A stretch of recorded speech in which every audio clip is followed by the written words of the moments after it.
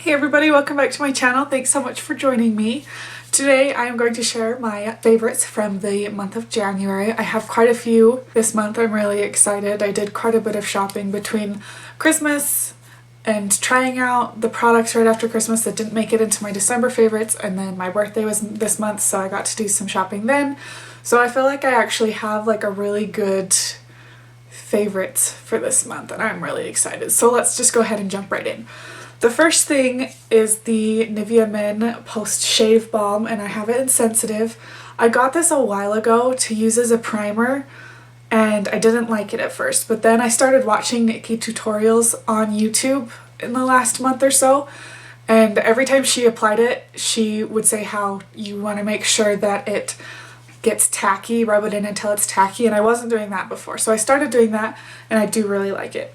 If this is the first time you've heard of using this as a primer, the reason this is so great is because like the second most ingredient is glycerin, which helps things stick, so it just really holds onto your makeup really well. It's got a very light scent. It is kind of a manly scent, but it does go away. The next thing is the Marylou Highlight.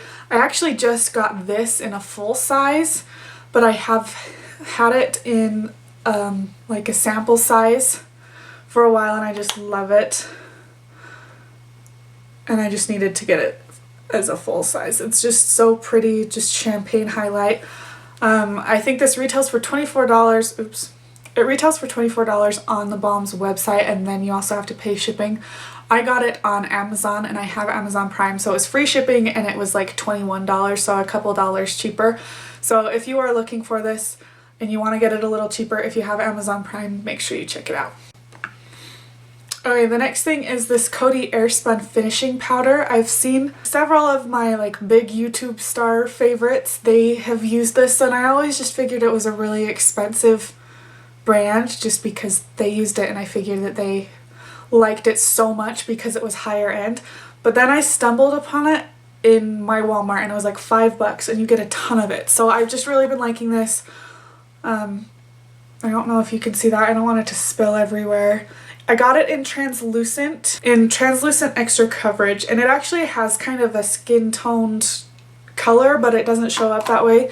What I really like about this is I like baking, especially under the eyes with it, because when I use a HD like brightening powder, I really like the way that looks and the way it sets my under eye concealer, but I tend to not get it completely blended away. So I'll take a picture later in the day and I'll see a little bit of white, even though I couldn't see it in the mirror. When I used my camera I could see it, and that just was getting a little frustrating for me. So when I do that, I do make sure I blend it out better, and I actually do take a picture with my camera with the flash on now just to see. But this way I don't even have to worry about it. I can just blend it in. I really like the way it smells. I don't know how to really explain it other than it just reminds me of when I would play like with my grandma's makeup. I have a picture, I don't know if I could find it anywhere, but I have a picture of me putting on my grandma's makeup and I was really little. I wish I should look for it and post it because you can see just how long I've enjoyed makeup. Next thing, I have this L'Oreal Color Riche single in the Green Promenade. I bought 3 of these, but this one is definitely my favorite. I actually just did a tutorial using this color, and I will link that if you haven't already seen it. It's just a really pretty blue-green. When it's actually on the lids, I feel like it shows up a little more blue, but in the pan it looks a little more green. Okay. Next is a mascara. This is the new Maybelline Lash Sensational Luscious Full Fan Effect Mascara, and I love this.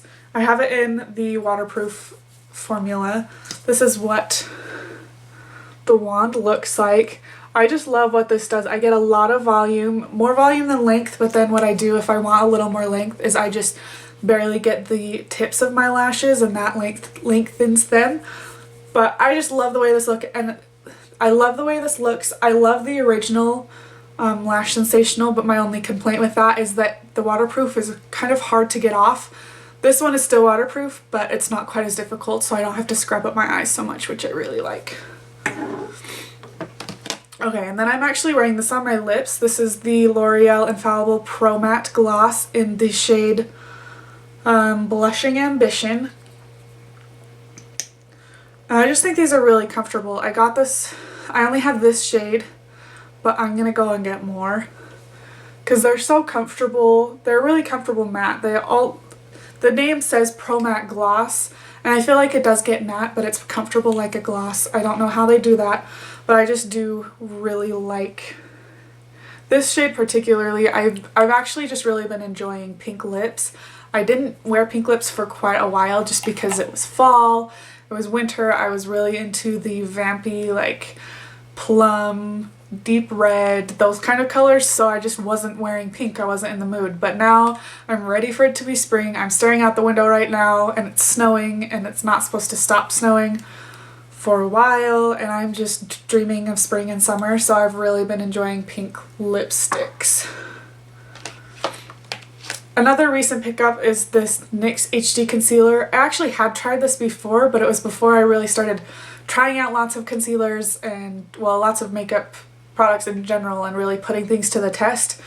And I didn't think I liked it before, but then I saw a review on it and I decided to pick it up again. I got it in, I don't know, one of the lightest shades, Porcelain. What I really like about this is that it's light enough. They have light enough shades that us really pale girls can actually highlight, like under the eyes, down the bridge of the nose. I'm usually like the second lightest foundation shade, if not the lightest, so it's really nice to have a foundation or a concealer that actually comes lighter than that, because then I can actually highlight. And what I really like about this one is it actually gives me coverage too. I usually put down a concealer that for coverage, and then I go in with the CoverGirl Ready Set Gorgeous, because they also have a really light shade, and then I highlight with that, but I can't just use that because it doesn't give me enough coverage. So this is a great shade for my skin tone to highlight, but it also has great coverage, so I don't have to keep layering foundations. A new eyebrow product. This is also from L'Oreal. It's the Brow Stylist Definer. Looks like that. It's really thin. It's the thinnest one I've had. I've heard that it might be comparable to the Brow Wiz, and NYX has one, but I haven't tried either of those. But I do really like this. The first time I used it, I didn't like it because it was such a fine tip that I haven't used something this fine, and I was like, this is too much work, it takes too long. But then I kept trying and I realized how nicely I can like really carve out the shape of my eyebrows and then fill it in. So I've really been liking this. Mine is in the shade Brunette. Yes, in Brunette, and I just really like it. I'm definitely going to keep getting this one as soon as I run out. Eyelashes, now these ones I have used a few times, that's why they don't look super pretty. I could have grabbed a new package, I don't know why I didn't. But these are the Ardell Wispies, and I have trimmed them just a little bit, but I just really love the way they look. I feel like they're really pretty, like fluttery, wispy. I mean, that's the name, so hopefully they would look wispy. I just think they're really pretty and natural. And then a couple of brushes. I think I've talked about this one before. This is the Up and Up blush brush, and I actually don't use it for blush. Well, I have tried it. I used it for blush today.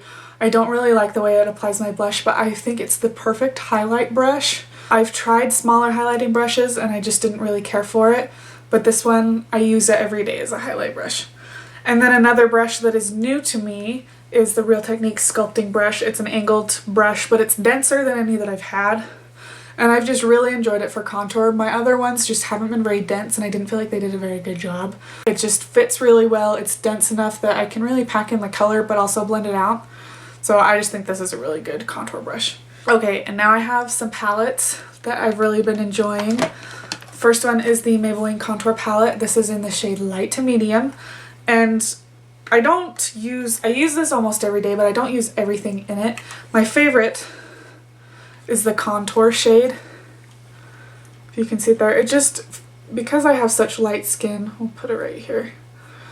Sometimes I have a hard time finding contours that work, and this one's a little bit warmer, which some people don't really like for their contour, but I feel like it turns out really well. I'm wearing it today just really lightly, and you can build it up. I like the highlight probably the next. It's more of a subtle highlight, and then the blush, it's pretty, it's just really pink, and while I am slowly getting into the more summery, springy and summery trends, I'm just not really feeling a bright pink blush yet, but I'm sure I'll get use out of it once things warm up. another blush palette that I picked up is the Makeup Revolution palette in Sugar and Spice. It just looks like this. Sorry about the mirror. And it just looks like this. You have mostly matte shades, and then you have these two like baked shades, and when I opened this I was like, holy cow, I will never use those. But I actually have used this lighter one as a highlight. It can be really out there and you have to be careful with it. I don't believe I've used this one. No, it's like purple, and I know colored highlights are starting to be a thing, but I don't know if I'm gonna really be able to jump in on that trend. I don't know, we'll see. I tend to be behind on the trends. I'll eventually jump into it, but it won't be right off. But the rest of these shades, most of them are matte. None of them are really very shimmery. Actually, yeah, I had a little thing that said what was matte and which one was a sheen, but they're all really close to being matte. And I like all of them. I've been using this one. I also really like this one right here because it's very subtle. It's just really neutral. I could probably even contour with this if I wanted. It's just a little bit more on the pink side, but that's been one of my favorites. But overall, I just really like this whole palette.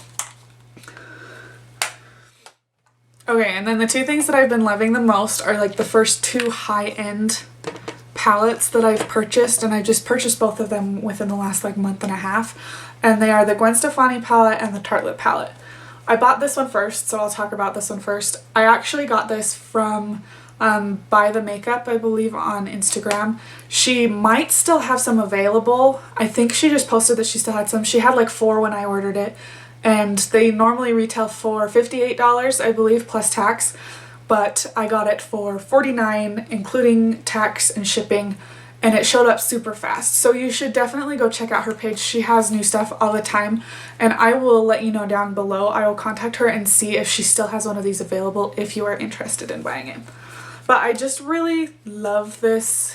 Packaging is gorgeous. I'm sure you've all watched videos on it, but the shades are also really pretty too, especially this bottom row. I haven't worn them very much, but like the pink, the blue, and that yellow, they're just gorgeous. And there's also really great transition shades like these 3 right here in the middle. I use for transition all the time. I love this shade. This is Punk. It's like a red brown. It blends out really pretty. I love it. Blackout. I've heard about Urban Decay Blackout as long as I've been watching YouTube, and that it's like the best black matte shadow you will ever find. And I'm pretty sure that's true. I've never seen one so black and pigmented. It's crazy. But if you want to see more about this palette, I'm actually going to be filming a look using this pretty soon. So just make sure that you subscribe to my channel if you're interested in seeing that, and I will get that up as soon as I can.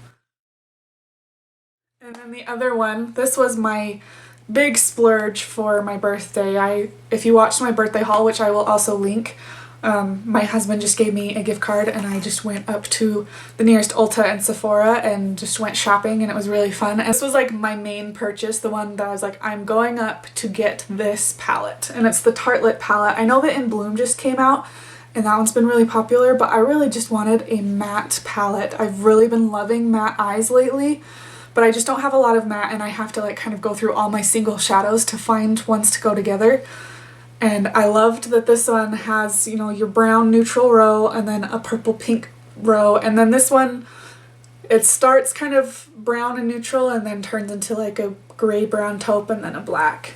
But I just really love this palette. You've got great looks lined up just in quads, but then you can mix and match if you wanted.